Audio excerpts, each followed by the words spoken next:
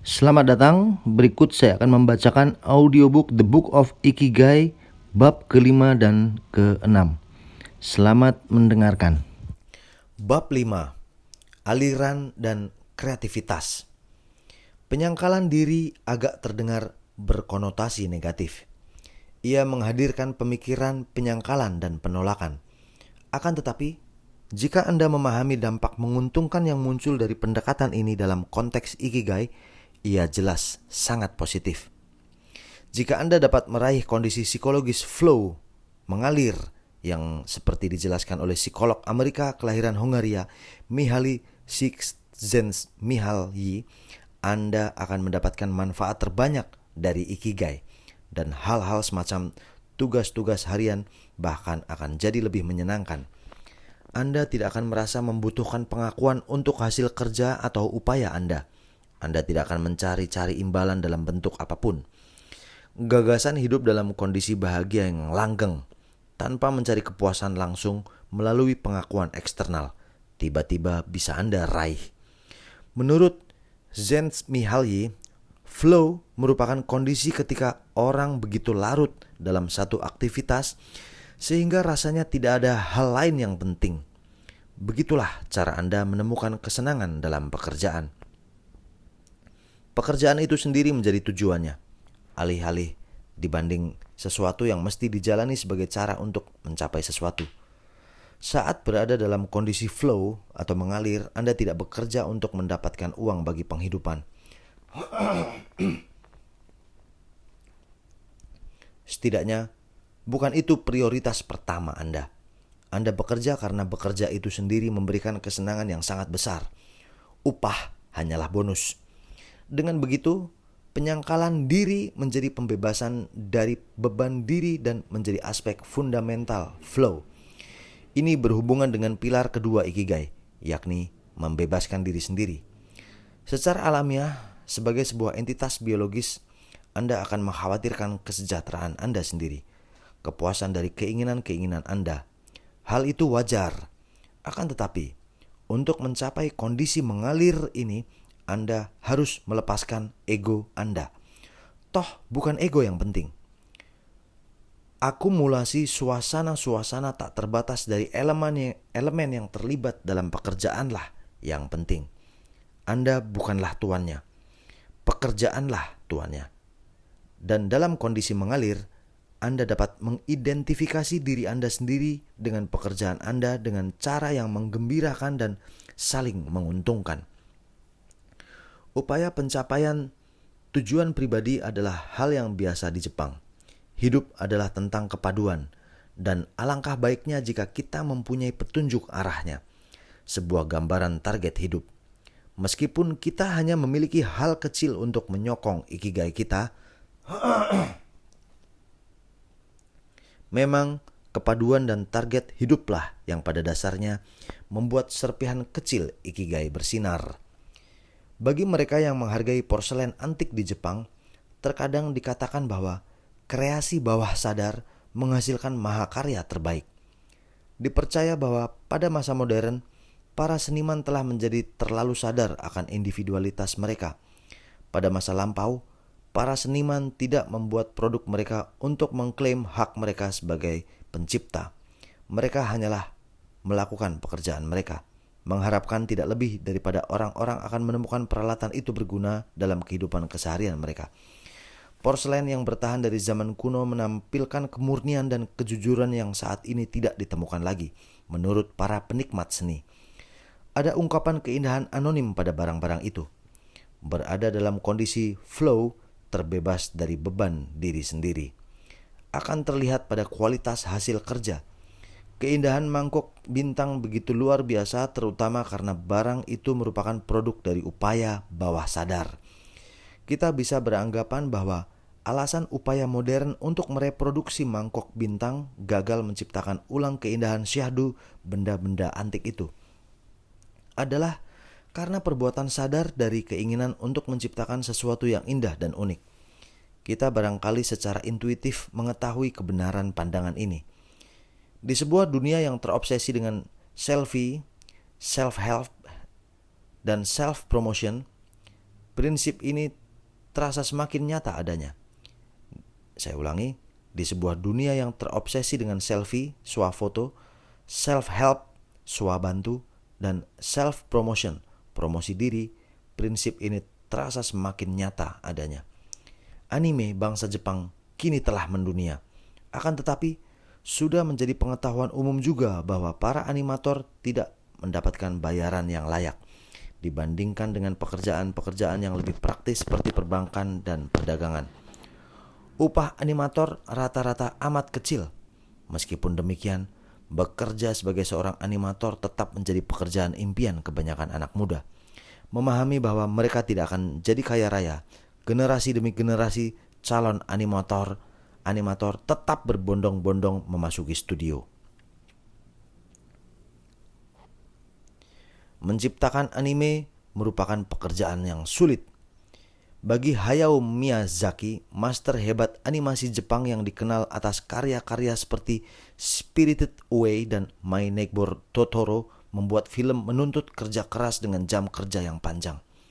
Miyazaki tak pernah beranjak dari mejanya, menggambar ribuan sketsa yang menjelaskan karakter-karakternya dan menentukan adegan-adegannya.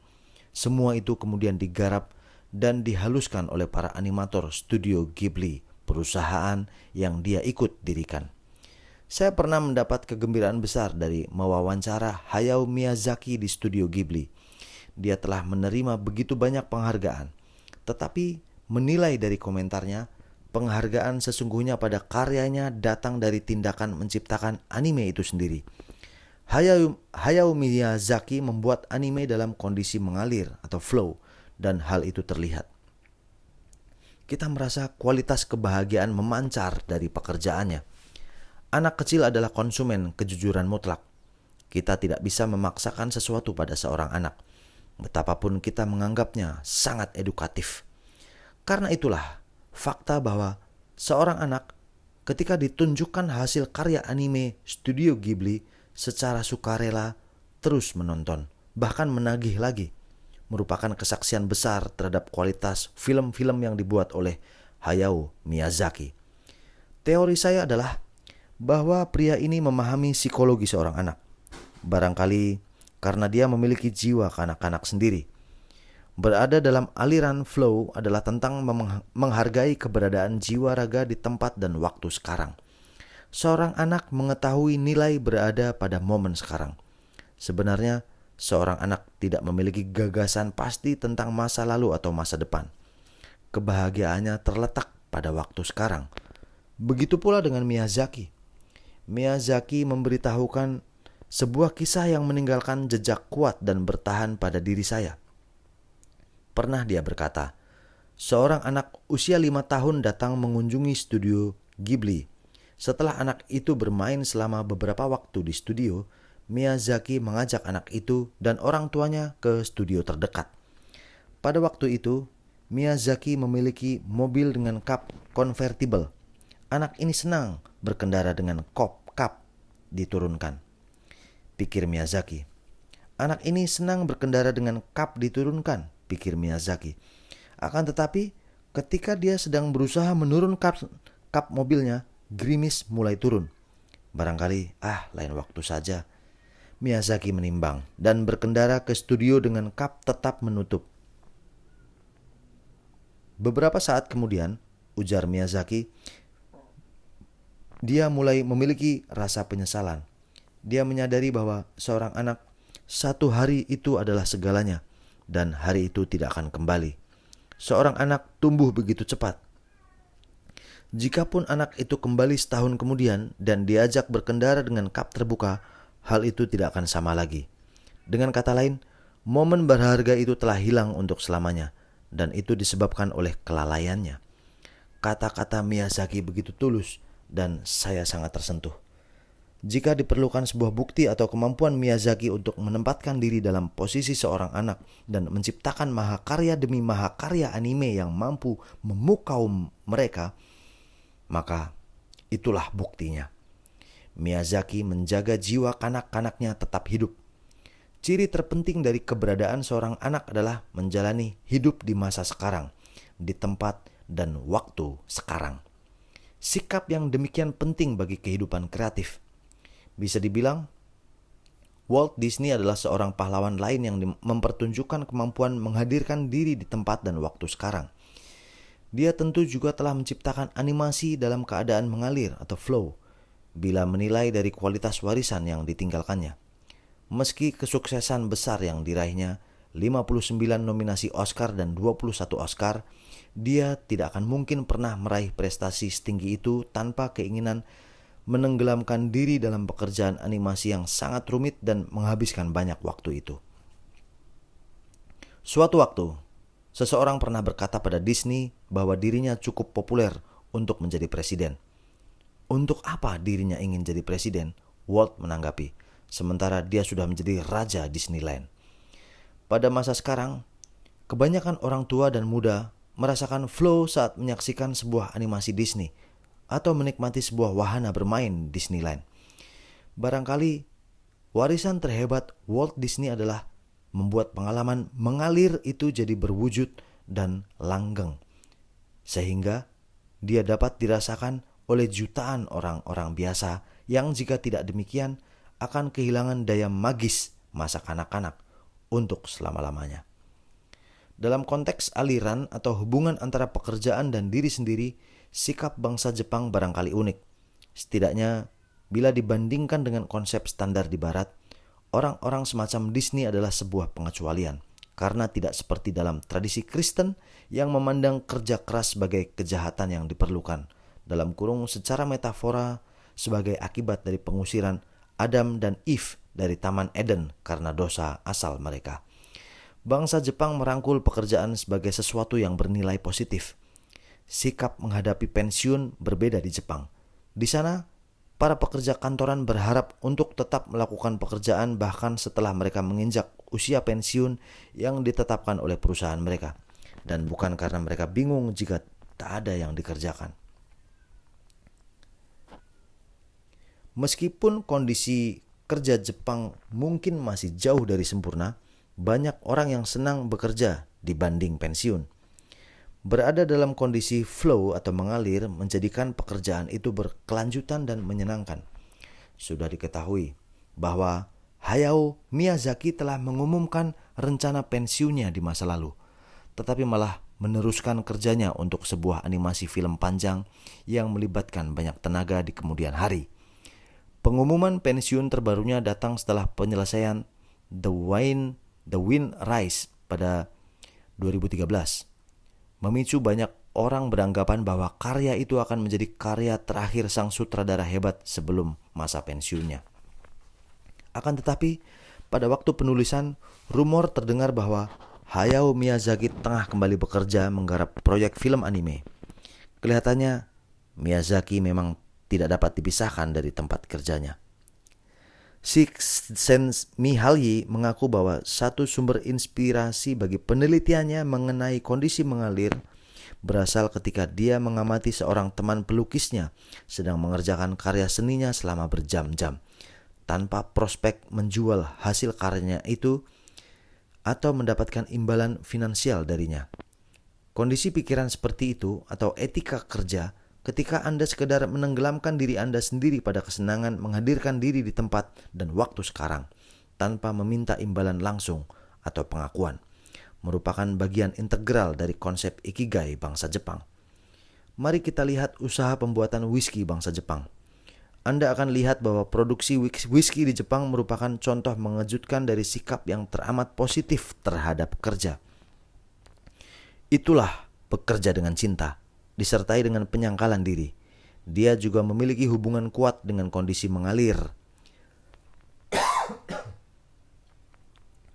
Bila kita renungkan, sebetulnya tidak ada alasan bagi Jepang untuk membuat whisky.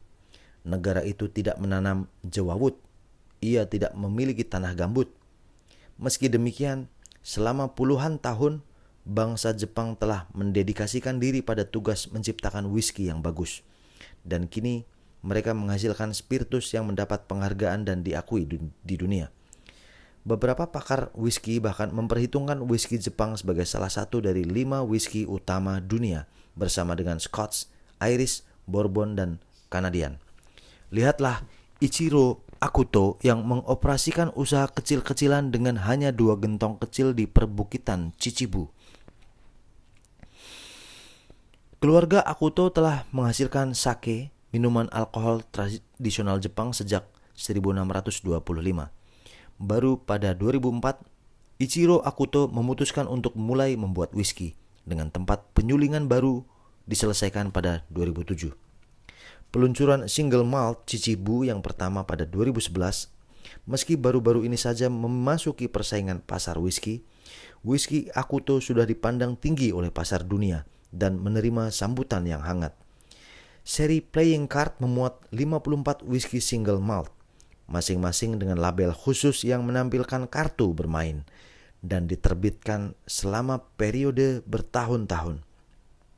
Satu set komplit bisa meraup harga $4 juta di Hong Kong. Whisky single malt Akuto yang dirilis di bawah merek dagang Ichiro Malt juga dibanderol dengan harga tinggi. Banyak orang menganggap Ichiro Akuto sebagai bintang baru di dunia pembuatan whisky. Seiichi Kozimizu, kepala Pramu Suntory, grup pembuatan dan penyulingan bir, telah terlibat dalam seni rumit untuk menemukan campuran yang sempurna selama bertahun-tahun. Dia bertanggung jawab meramu merek-merek premium semacam Hibiki dan telah memenangkan banyak penghargaan. Namun, buah pekerjaannya yang rumit baru tampak setelah beberapa dekade. Koshimizu yang kini berusia 68 tahun mungkin tidak akan pernah melihat buah dari pekerjaannya itu. Koshimizu adalah orang yang suka mengikuti kebiasaan secara ketat. Dia makan dengan menu yang sama, mie udon kuah, untuk santap siang setiap hari, supaya tidak mengganggu kemampuan mencicip lidahnya yang amat penting.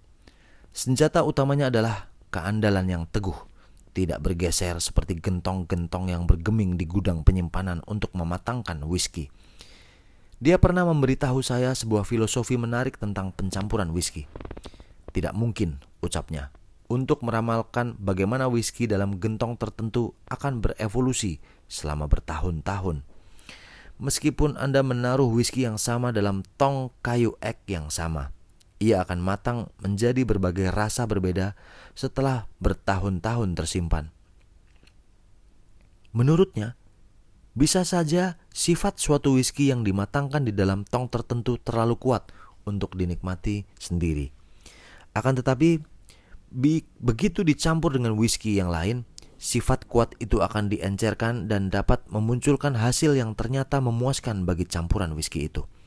Bukankah menarik betapa sebuah elemen yang mungkin tidak akan dihargai saat sendiri ternyata bisa berkontribusi terhadap kualitas keseluruhan saat dicampur dengan elemen-elemen karakter yang berbeda?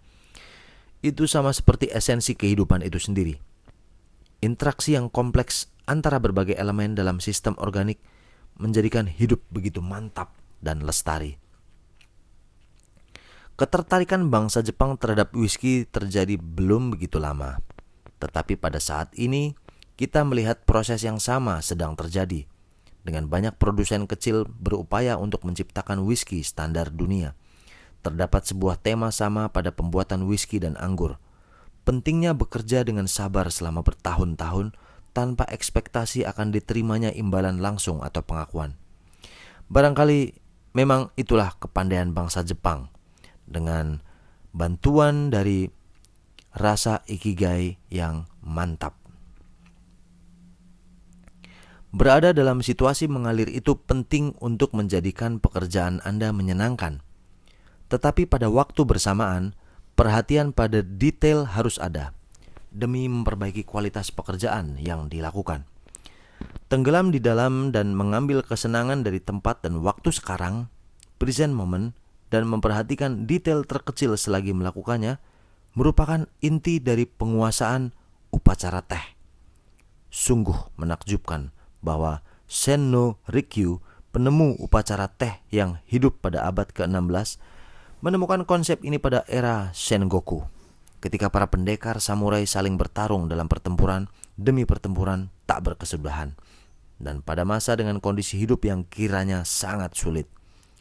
Tai An, satu-satunya kedai teh tersisa yang dirancang oleh Senno Rikyu sangat kecil, nyaris tidak memiliki cukup tempat untuk menampung master teh dan beberapa tamu.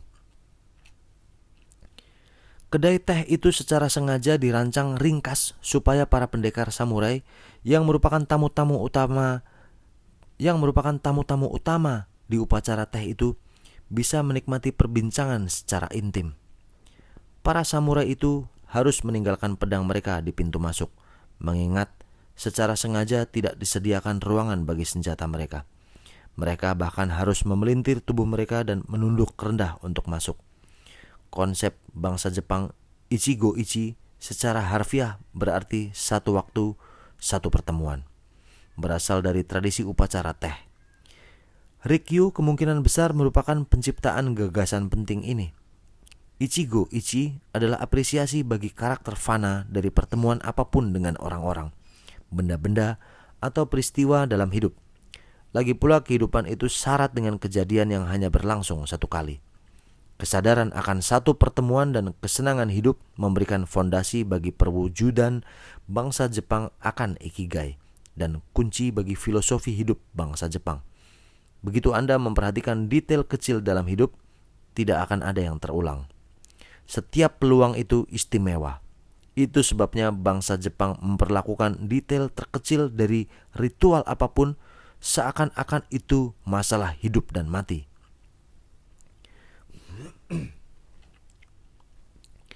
Tradisi upacara teh masih sangat hidup hingga hari ini. Kenyataannya, tradisi ini menarik karena kelima pilar ikigai itu tampak terkandung di dalamnya. Di dalam upacara teh, sang master secara hati-hati mempersiapkan ornamen-ornamen di ruangan, memberikan perhatian terbesar pada detail-detail seperti jenis bunga untuk dijadikan dekorasi di dinding, mulai dengan yang kecil. Semangat kerendahan hati adalah ciri khas dari master teh dan para tamunya. Walaupun mereka memiliki pengalaman bertahun-tahun dalam upacara membebaskan diri. Kebanyakan peralatan yang digunakan dalam upacara teh ini berusia puluhan tahun, bahkan terkadang ratusan tahun, dan dipilih supaya mereka saling melengkapi untuk meninggalkan kesan yang tak terlupakan, dalam kurung keselarasan dan kesinambungan.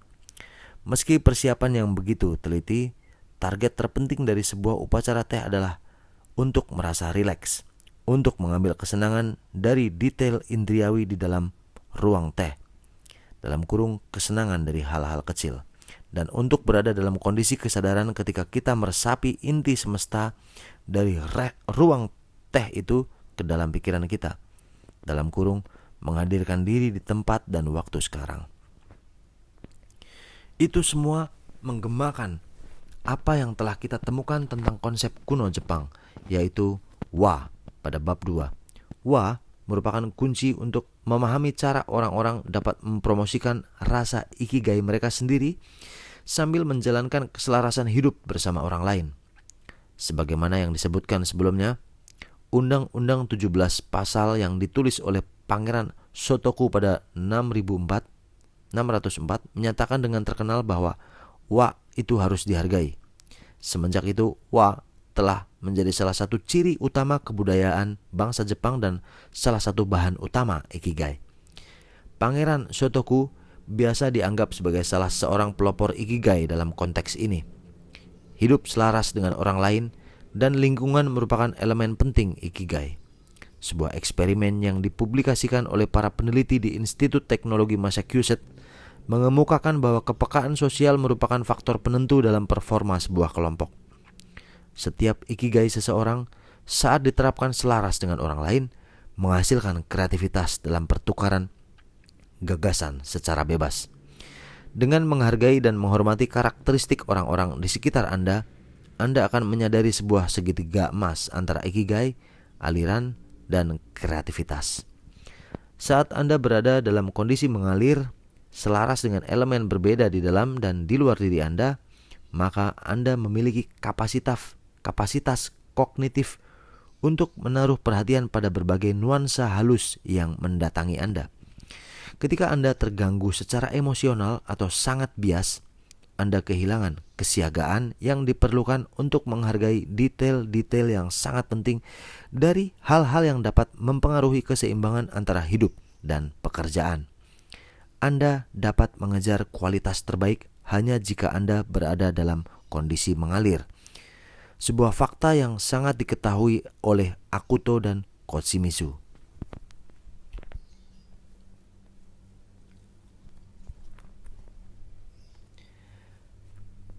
Pengejaran kualitas yang tak kenal lelah juga tampak di bar-bar Jepang pada ujung konsumsi pembuatan whisky. EST tanda seru adalah bar legendaris di Yujima, Tokyo. Pemiliknya adalah Akio Watanabe yang telah melayani para pelanggan dalam institusi ini selama hampir 40 tahun. Menurut pendapat saya, bar-bar terbaik di dunia bisa ditemukan di Jepang. Saya tahu, hal ini mungkin terdengar bias dan berlebihan. Tetapi ini dari perspektif seseorang yang tumbuh besar di Tokyo dan yang di kemudian hari menjelajahi dunia. Saya telah mendatangi sejumlah bar dalam hidup saya. Saya mendapat keberuntungan untuk mengunjungi EST. Saat menjadi mahasiswa, hanya sedikit di atas batas usia legal minum, yakni 20 tahun. Begitu saya berjalan memasuki bar, agak cemas saya belajar tentang sebuah dunia baru sepenuhnya. Bagian dalam EST dihias dengan motif-motif umum bar Jepang, dengan sedikit budaya Irlandia dan Skotlandia. Botol-botol whisky, rum, gin, dan minuman lain memenuhi rak-rak. Di Jepang, bar seperti EST terkadang disebut shot bar. Sulit menjelaskan atmosfer unik dari shot bar pada seseorang yang belum pernah mendatanginya. Dalam hal keanggunan para pelanggannya dan ketenangan suasananya, shot bar bangsa Jepang itu seperti bar anggur dalam hal kelas atas. Ia mungkin berbagi kualitas yang sama dengan konsep bar Pakis Amerika. Tetapi para pelanggannya tidak mesti lajang atau eksekutif muda dan tidak ada penekanan pada tanaman hijau di interiornya. Shot bar Jepang kenyataannya memiliki genre tersendiri. Tidak ada yang menyerupainya di dunia. Keanggunan pembuatan koktail Watanabe, atmosfernya yang menenangkan, cara Watanabe mendengar dan menanggapi para pelanggannya merupakan inspirasi yang menyenangkan bagi diri saya. Kedengarannya seperti klise, tetapi saya mendapat banyak pelajaran berharga tentang hidup saat duduk di meja malam itu sambil menyisip whisky. Berikut rahasia Watanabe, pengejaran kualitas yang tak kenal lelah, komitmen, fokus pada hal-hal kecil tanpa berpikir tentang pengakuan. Selama bertahun-tahun, Watanabe tidak pernah mengambil libur, kecuali selama seminggu saat tahun baru dan seminggu lagi pada pertengahan Agustus. Waktu selebihnya, Watanabe berdiri di balik bar-bar EST 7 hari dalam seminggu sepanjang tahun. Dia memberi perhatian pada setiap minuman yang disuguhkannya di barnya. Memandang setiap minuman dengan sangat serius. Meskipun EST sangat dipandang oleh para pelanggannya, termasuk para aktor, editor, penulis, dan profesor universitas, Watanabe tidak pernah mencari-cari pengakuan sosial. Dia menghindar dari pers atau perhatian media. Pernah saya mengetahui dari komentar-komentar ringan pelanggan EST yang duduk di samping saya bahwa Watanabe pada masa mudanya pernah menyuguhkan koktail untuk seorang novelis legendaris Yukio Mishima. Selama 30 tahun ketika saya sering mengunjungi tempat itu, Watanabe tidak pernah memberitahukan saya tentang pertemuan mengesankan itu. Memang seperti itulah orangnya.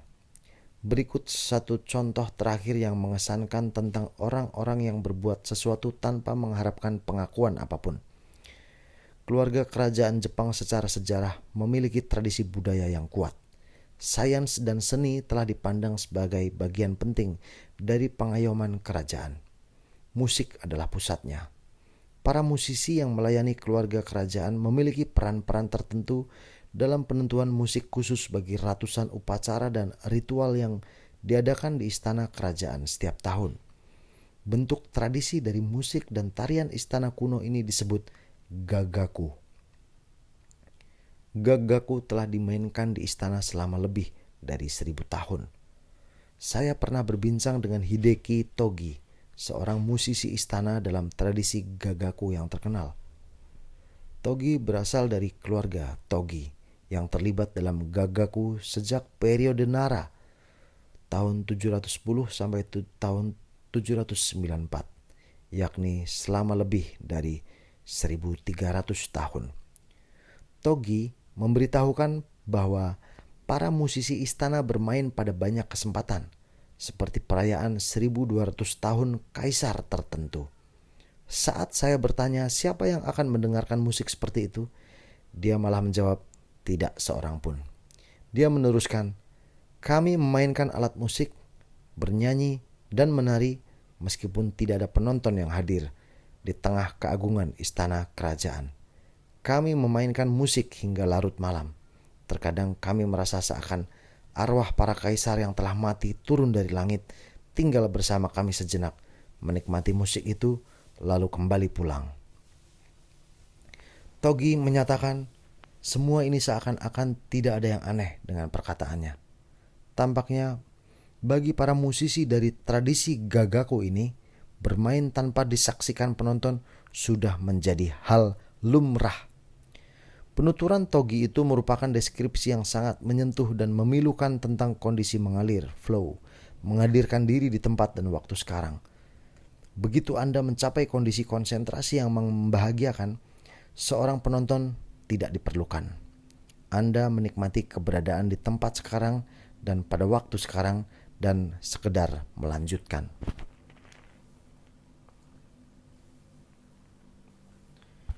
Dalam kehidupan, kita terkadang salah menempatkan prioritas dan arti penting suatu hal. Seringkali kita melakukan sesuatu demi imbalan. Kalau imbalannya tidak kunjung datang, kita kecewa dan kehilangan minat dan semangat dalam bekerja. Itu jelas pendekatan yang salah. Secara umum, akan ada jeda antara perbuatan dan imbalan.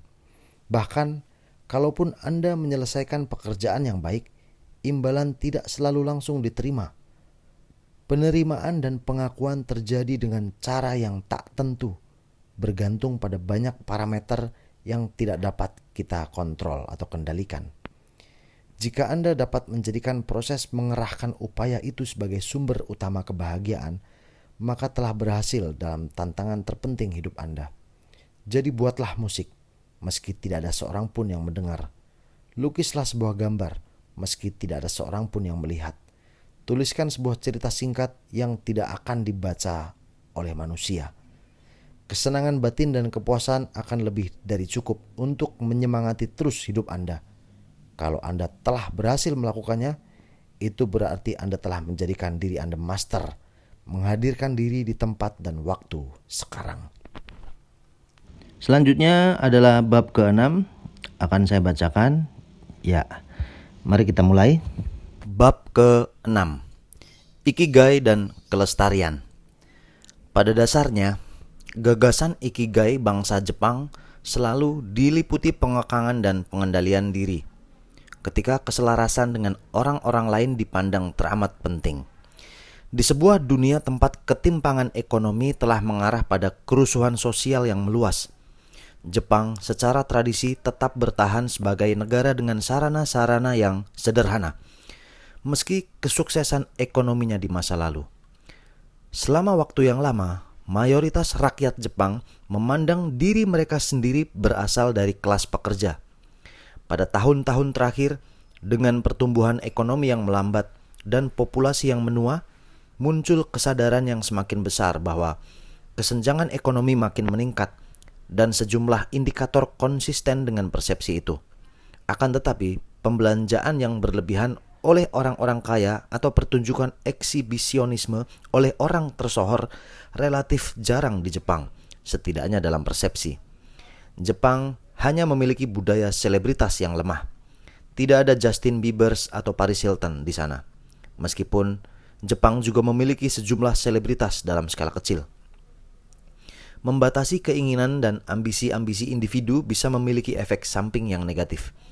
Dibandingkan dengan kesuksesan global perusahaan seperti Google, Facebook, dan Apple, perusahaan rintisan di Jepang baru-baru ini memiliki dampak yang relatif kecil. Barangkali spektrum kesuksesan dan keglamoran bangsa Jepang terlalu sempit untuk mengakomodasikan pelaku-pelaku perubahan sesungguhnya pada skala global. Berhubungan erat dengan ungkapan kebebasan dan kesuksesan individual yang lemah dengan pengekangan dan pengendalian diri, terdapat salah satu nilai bangsa Jepang yang paling unik, yaitu kelestarian. Pengejaran keinginan individu seringkali diseimbangkan dengan kelestarian masyarakat dan lingkungan. Lagi pula, tanpa masyarakat dan lingkungan yang mapan dan sehat, Anda tidak bisa mengejar target Anda dan berupaya untuk meraih ambisi Anda. Sebagaimana yang telah kita saksikan sebelumnya, pada level individu, Ikigai adalah fondasi motivasional yang membuat Anda terus bekerja untuk membantu Anda bangun di pagi hari dan mulai mengerjakan tugas-tugas. Selain itu, dalam budaya Jepang, Ikigai berhubungan erat dengan menjaga keselarasan dengan lingkungan, dengan orang-orang di sekeliling Anda, dan dengan masyarakat secara luas, yang tanpanya maka kelestarian menjadi mustahil. Pilar ketiga Ikigai, keselarasan dan kesinambungan, barangkali merupakan etos terpenting dan unik dari cara berpikir masyarakat Jepang. Mari kita lihat hubungan bangsa Jepang dengan alam. Bangsa Jepang telah membuat batas keinginan individu menjadi sebuah bentuk seni kesederhanaan, estetika yang jeli, dan kecukupan yang elegan. Dalam idealisme bangsa Jepang terdapat limpahan keindahan yang bersahaja, wabi-sabi. Kayu polos meja sushi yang licin merupakan contoh klasik. Kayu hinoki wangi yang digunakan untuk mandi digabungkan dengan kulit buah jeruk yuzu adalah contoh lain dan yang begitu surgawi. Tujuan mandi demikian tidak hanya untuk membersihkan badan, tetapi juga agar rileks. Mandi di alam cukup populer, terutama di onsen, mata air panas. Di wilayah-wilayah perkotaan, menghadirkan alam ke dalam ruangan dengan kemewahan sederhana dan kenyamanan sangat umum. Anda akan sering menemukan lukisan Gunung Fuji di dinding sento pemandian-pemandian umum, sebagai contoh sebuah trik artistik yang sangat populer. Berjalan di hutan dan panjat gunung adalah hobi yang populer di Jepang, menunjukkan rasa hormat dan kasih sayang bagi alam yang dirasakan oleh masyarakat Jepang. Desain taman bangsa Jepang dibuat agar menyenangkan dipandang mata. Dirancang untuk bertumbuh menjadi berbagai latar berbeda bergantung pada musimnya. Jepang merupakan negara yang lestari. Kelestarian ini berlaku bukan hanya pada hubungan manusia dengan alam, tetapi juga pada ragam aktivitas individual di dalam suatu konteks sosial. Anda harus menunjukkan pertimbangan yang cukup bagi orang lain dan menyadari dampak tindakan-tindakan Anda pada masyarakat secara luas. Secara ideal, setiap aktivitas sosial semestinya lestari.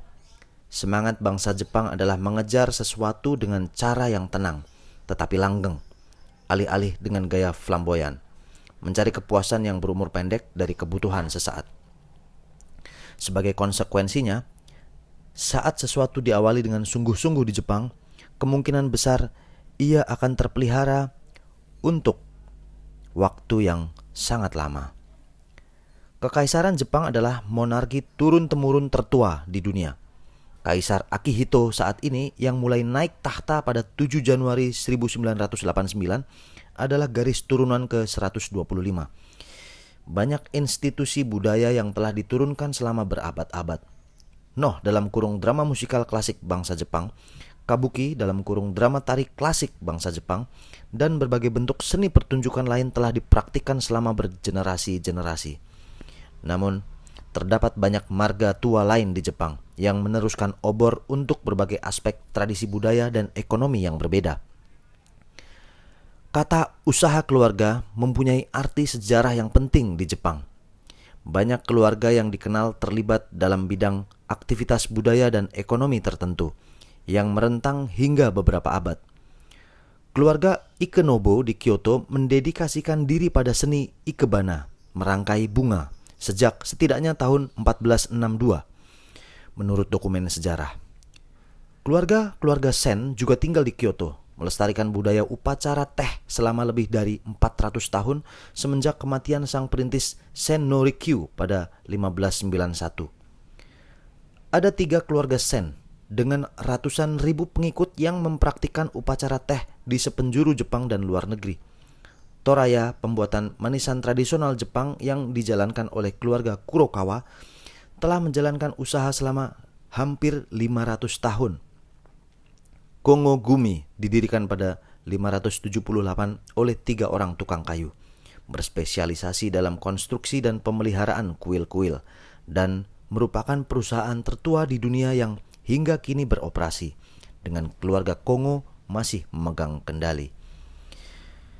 Kebudayaan Jepang penuh dengan adat dan institusi yang menjalankan Ikigai sebagai sebuah mesin bagi kelestarian. Untuk memahami cara bangsa Jepang memandang Ikigai, kita harus memahami anatomi kelestarian itu sendiri dengan gaya bangsa Jepang. Hal ini sangat terlihat pada kuil Ise. Di tengah hutan rimbun dan luas yang merentang sepanjang 5.500 hektar di prefektur Mie bagian barat Jepang, terdapat salah satu institusi terpenting dari agama asli bangsa Jepang, yaitu Shinto, kuil Ise. Kuil Ise dianggap sebagai kuil Shinto bangsa Jepang yang paling keramat dan dipersembahkan bagi Dewi Matahari Amaterasu. Dalam legenda bangsa Jepang, keluarga kerajaan merupakan turunan dari Amaterasu. Kuil Ise selama ini dihubungkan dengan keluarga kerajaan Jepang. Peran kepala pendeta kuil secara tradisi dilakukan oleh para anggota keluarga kerajaan. Begitu pentingnya ia sehingga para pemimpin dunia yang menghadiri pertemuan tingkat tinggi G7 Ise-shima pada 2016 mengunjungi kuil tersebut. Kuil Ise diyakini menampung cermin keramat Yatano Kagame, salah satu dari 3 pusaka keramat dari rumah tangga kerajaan. Selain pedang, kusanagi, dan permata, Yasaka no Magatama adalah sebuah permata asli Jepang, terbuat dari batu giok dan dibentuk serupa dengan janin manusia. Pada waktu penobatan seorang raja baru, ketiga pusaka keramat itu dipindahkan sebagai simbol martabat dan kewenangan rumah tangga kerajaan. Kehadiran fisik dari ketiga pusaka keramat itu tak pernah dikonfirmasi, mengingat tak seorang pun, kecuali sang raja barangkali, yang pernah melihat barang artefak itu. Sikap religius dari warga Jepang modern adalah sekuler. Banyak warga Jepang yang mengunjungi kuil Ise untuk berdoa, tetapi itu tidak berarti bahwa mereka penganut doktrin Shinto yang taat, atau bahkan tahu sistem keyakinannya secara spesifik. Kebanyakan warga Jepang memandang kunjungan ke kuil Ise sebagai pengalaman budaya. Shinto sendiri bukanlah agama dengan aturan dan hukum yang ketat. Terpisah dari konteks religi, kedamaian dari hutan yang rimbun dan keindahan syahdu bangunan kuil Ise sungguh menginspirasi. Beresonansi dengan filosofi kontemporer dari hubungan antara manusia dan alam. Salah satu aspek yang paling mengesankan dari kuil Ise dan barangkali lebih relevan bagi pencarian kita akan Ikigai adalah pembangunan kuil secara berkala. Terdapat 2 alternatif situs bagi kelompok kuil Ise bagian dalam dan luar. Setiap 20 tahun, bangunan kuil itu dibongkar dengan hati-hati, dan sebuah gedung baru dengan struktur sama persis dibangun pada lokasi baru, menggunakan kayu yang baru didapat. Gedung-gedung baru dibangun sejak 2013. Pembangunan ulang berikutnya akan dilakukan pada 2033. Catatan menyebutkan bahwa proses pembangunan ulang setiap 2 dekade ini telah berlangsung selama 1200 tahun terakhir, dengan jeda sesekali akibat peperangan dan pergolakan sosial. Demi menjaga pembangunan ulang kuil dengan sama persis, pertimbangan seksama dan persiapan harus dilakukan.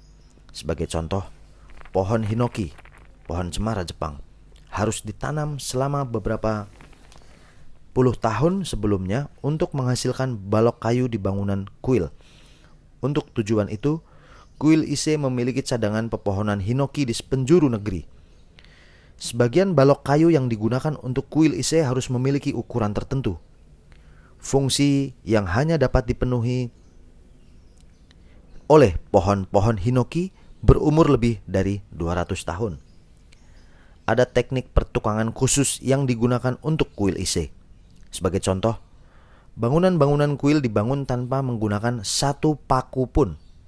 Dukungan dan pelatihan para tukang kayu terampil yang didedikasikan untuk pembangunan kuil merupakan bagian penting bagi kelestarian kuil Ise. Satu teori menyebutkan bahwa pembangunan ulang kuil setiap 20 tahun dirancang untuk meneruskan teknik dan pengalaman pembangunan kuil dari satu generasi tukang kayu ke generasi berikutnya. Kuil Ise adalah puncak bagi puluhan ribu kuil di penjuru Jepang.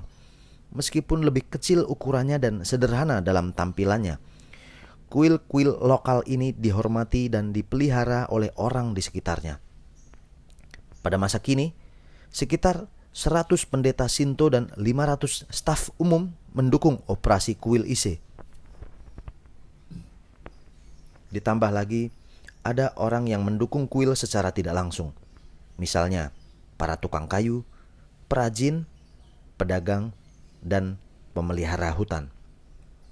Pengaturan dan keselarasan, sebagaimana yang dikatakan Pangeran Shotoku dengan Wa, orang-orang yang mendukung kuil ini merupakan aspek penting lain dari tradisi mulia yang langgeng ini. Terdapat kecerdasan yang tak diragukan dalam pembuatan dan perancangan kuil Ise. Gedung-gedungnya sangat indah dan cantik. Seorang pendeta Buddha terkenal, Saigyo, yang hidup tahun 1118 sampai 1190, dalam kunjungannya ke kuil Ise menulis sebuah puisi waka tradisional yang bisa diterjemahkan sebagai, "Aku tidak tahu apa yang menetap di sini, tetapi jiwaku meneteskan air mata saat menyentuh kedamaiannya yang agung." Perbuatan dan perancangan adalah satu hal. Pemeliharaan latar aslinya selama ratusan tahun adalah hal lain lagi. Waktu senantiasa berubah. Pemerintahan datang dan pergi. Orang-orang dengan beragam kemampuan dan ciri pribadi sudah tentu terlibat dalam operasinya. Sungguh sebuah keajaiban bahwa kuil Ise terus dijaga dalam kondisi murninya selama lebih dari 1000 tahun. Yang penting, kuil Ise tidak dapat bergantung pada pekerja-pekerja hebat yang mendukung operasinya.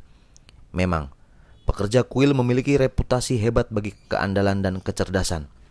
Saya pribadi mengenal sebagian mereka, dan mereka adalah para pekerja andalan yang cermat, serta menunjukkan bakat. Akan tetapi, bukan itu intinya. Namun bagi mekanisme yang pasti dan terintegrasi untuk memastikan operasinya terus berjalan, kuil Ise tidak akan bisa terus dijalankan selama lebih dari 1 milenium. Sebagai contoh, jika Anda bayangkan bagaimana Apple akan beroperasi selama 1000 tahun setelah kematian Steve Jobs, Anda mungkin akan mulai menghargai kesulitan tugas itu. Serupa dengannya, internet sudah jelas mengubah dunia. Tetapi tak seorang pun tahu jika ia bisa bertahan selama berdekade-dekade berikutnya, apalagi selama ratusan tahun. Para peretas, penipu, pencipta perselisihan dan banjir informasi hanyalah segelintir contoh kekhawatiran tentang internet. Penyebaran berita bohong di media sosial menempatkan sistem demokrasi dalam kekacauan. Selain itu, juga ada kecemasan nyata mengenai perlombaan yang makin mengganas untuk memancing perhatian dan waktu keterlibatan orang-orang. Kita semua tahu betapa berbagai layanan internet seperti Facebook, Twitter, Snapchat, Instagram mengacak-acak jam bangun kita menjadi limpahan rentang perhatian singkat yang acak. Bagaimanakah seorang individu mewujudkan kelestarian dalam hidup melalui ikigai dengan karakter pribadinya yang unik? Di sebuah dunia yang makin terobsesi dengan inovasi-inovasi, prestasi hebat kuil Ise sebaiknya dipelajari sebagai model bagi perwujudan kelestarian. Sudah jelas, keselarasan merupakan kunci bagi kelestarian. Kesederhanaan dan kerendahan hati para pekerja kuil Ise di balik latar pekerjaan hebat yang dilakukan mereka beserta para pendahulu mereka selama sekian tahun menjadikan kuil Ise sebagai pendewaan bagi keselarasan dan kelestarian. Pilar ketiga Ikigai. Ada sebuah kuil lain di jantung kota Tokyo yang memberikan kasus unik lain bagi kelestarian. Kuil Meiji didirikan pada tahun 1920, dipersembahkan bagi Kaisar Meiji 1852 sampai 1912, yang memainkan peranan penting dalam modernisasi Jepang. Kuil itu merupakan lokasi populer untuk dikunjungi para wisatawan luar negeri. Yang terutama populer adalah pajangan tong-tong sake yang dipersembahkan untuk kuil itu. Orang-orang mengambil selfie di depan koleksinya yang beraneka warna. Orang-orang menggantungkan ema atau plakat-plakat kayu di dekat bangunan utama kuil, tempat mereka menuliskan keinginan-keinginan mereka. Melihat popularitas internasional kuil itu, tulisan ditemukan dalam berbagai bahasa, mengungkapkan harapan-harapan menyangkut kesehatan, kebahagiaan, prestasi, akademis, dan kesuksesan usaha. Berlokasi di jantung Tokyo, bangunan kuil itu berpusat di dalam hutan, mencakup 70 hektar. Berjalan-jalan menyusuri hutan menuju kuil merupakan aktivitas populer bagi para warga Tokyo dan wisatawan. Anda bisa beristirahat untuk minum teh atau menikmati berbagai hidangan di restoran dengan latar hutan yang damai. Terdapat sebuah koloni elang galap, Ghost Hawk,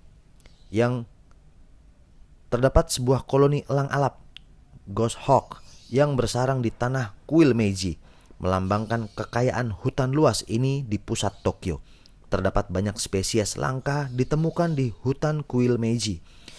Berjalan menyusurinya, Anda akan merasa sedang menghirup lingkungan alam yang telah ada sejak waktu lama. Padahal hutan itu asalnya buatan.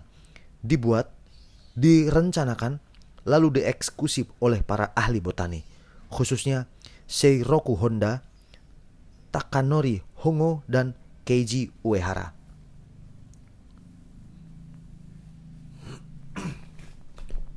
Ketika kuil Meiji dibangun, lokasi itu merupakan tanah tandus tanpa pepohonan. Ketiga ahli botani itu melakukan pertimbangan cermat dalam memilih spesies pepohonan untuk ditanam. Berdasarkan pengetahuan mereka tentang penggantian ekologis dan cara struktur spesies hutan berubah seiring waktu. Mereka merancang dan meramalkan bagaimana kelompok pohon akan bertumbuh sampai ia menginjak dewasa dan mencapai kondisi mapan.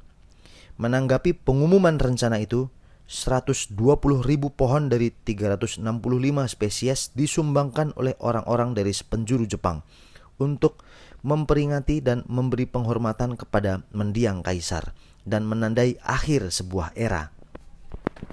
Hari ini, hampir 100 tahun kemudian, hasilnya adalah lingkungan alam yang tentram, tempat kita bisa rileks dan menghabiskan waktu untuk bermeditasi.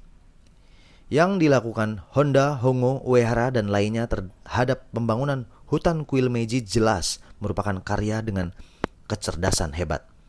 Pemeliharaan hutan itu lantas memerlukan jenis pekerjaan lain yang sama pentingnya.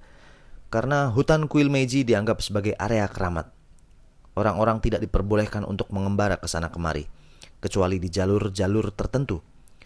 Setiap pagi, staf terlihat menyapu jalan menuju bangunan kuil, membersihkan daun-daun yang gugur dengan sangat hati-hati dan elegan. Pemandangan yang memberi banyak kesenangan dan inspirasi bagi para peninjau. Staf kemudian menaruh daun-daun rontok itu dengan seksama kembali ke tanah sekitar akar pohon, alih dibanding membuangnya untuk mengembalikan nutrisi berharga bagi hutan. Seiring berlalunya waktu, daun-daun itu dibusukkan oleh jamur dan kembali ke dalam tanah, menyumbang bagi generasi tanaman dan dedaunan berikutnya. Penghormatan bagi tempat keramat ini jelas telah membantu melestarikan koloni elang alap yang bersarang di hutan. Kuil Ise dan Meiji sudah jelas merupakan contoh-contoh hebat inovasi pada pembuatannya. Kuil itu juga model bagi kelestarian. Kuil Ise telah mempertahankan siklus pembangunan ulang selama lebih dari 1000 tahun. Kuil Meiji telah ada selama 100 tahun. Dan tidak sulit membayangkan bahwa kondisinya akan dijaga selama ratusan tahun berikutnya. Ikigai kita tidak akan langgeng jika kita gagal menghargai upaya dari masyarakat umum. Dalam filosofi bangsa Jepang, yang tampak umum dan biasa-biasa saja belum tentu berarti umum atau biasa saja. Budaya bangsa Jepang bertumbuh subur karena tugas yang paling sederhana dan kecil, seringkali dibawa hingga ke tingkat kesempurnaan. Tanpa filosofi hidup semacam itu, banyak hal, mulai dari pembangunan ulang kuil Ise hingga pembangunan dan pemeliharaan hutan kuil Meiji atau pengoperasian kereta Shinkansen dan makanan lezat di restoran sushi, tidak akan bertahan lama. Tak perlu dikatakan lagi, sebuah sistem nilai yang berpusat hanya pada segelintir orang di pucuk pimpinan tidak akan bisa bertahan, karena seseorang haruslah berada di level bawah agar orang lain bisa berada di puncak. Di dunia saat ini, tempat orang-orang semakin didorong untuk bersaing dalam konteks global. Kita harus mempertimbangkan dampak akibat tidak langsung dari obsesi memenangkan persaingan. Pola pikir dengan dorongan untuk menang bisa mengarah pada inovasi besar. Namun, pola pikir yang sama juga dapat mengarah pada stres yang berlebih dan ketidakstabilan, baik individu maupun masyarakat. Masalahnya adalah sudah menjadi tabiat manusia untuk berpikir dalam hierarki menang dan kalah, pimpinan dan pengikut, atasan dan bawahan. Itu sebabnya kita telah membuat kemajuan sedemikian sebagai satu spesies, dan itulah sebabnya kita mungkin akan berpacu suatu hari nanti menuju kehancuran kita sendiri. Mempelajari Ikigai dalam konteks ekspresi diri yang moderat dan terkendali sembari mempertimbangkan sistem organik tempat kita berada bisa saja berkontribusi pada cara hidup yang lestari. Jalan pikiran seperti itu jelas berkaitan dengan konsep tradisional wa. Mengatur hasrat dan keinginan kita agar selaras dengan lingkungan juga akan mengurangi konflik yang tak diperlukan. Dengan kata lain, Ikigai mewujudkan kedamaian. Kelestarian adalah seni kehidupan, membutuhkan kecerdasan dan keterampilan. Manusia itu ibarat hutan, individual tetapi terhubung dan bergantung pada yang lain untuk bertumbuh. Fakta bahwa seseorang telah hidup untuk waktu yang lama bisa dibilang sebuah pencapaian. Di tengah pasang surut dunia yang seringkali tak dapat diprediksi. Lagi pula, dalam proses panjang kehidupan, Anda terkadang tergelincir dan jatuh. Bahkan pada masa-masa itu pun, Anda bisa memiliki Ikigai, sekalipun ketika Anda tengah mengalami kerugian beruntun. Ikigai, singkat kata, secara harfiah adalah sejak buayan hingga liang kubur, tak peduli apapun yang terjadi dalam hidup Anda. Jadi, bayangkanlah diri Anda tengah berada di hutan yang damai. Tarik napas dalam-dalam, kemudian pikirkan apa yang diperlukan untuk melestarikan hutan itu. Setiap kali mengunjungi hutan kuil Meiji, saya menyimak senandung indah kelestarian. Ikigai itu berskala kecil, sabar, sederhana, dan berpandangan jauh. Dan itulah akhir dari bab ke-6. Terima kasih telah mendengarkan audiobook bahasa Indonesia The Book of Ikigai karya Ken Moji PhD yang telah saya bacakan. Mohon maaf atas kekurangannya.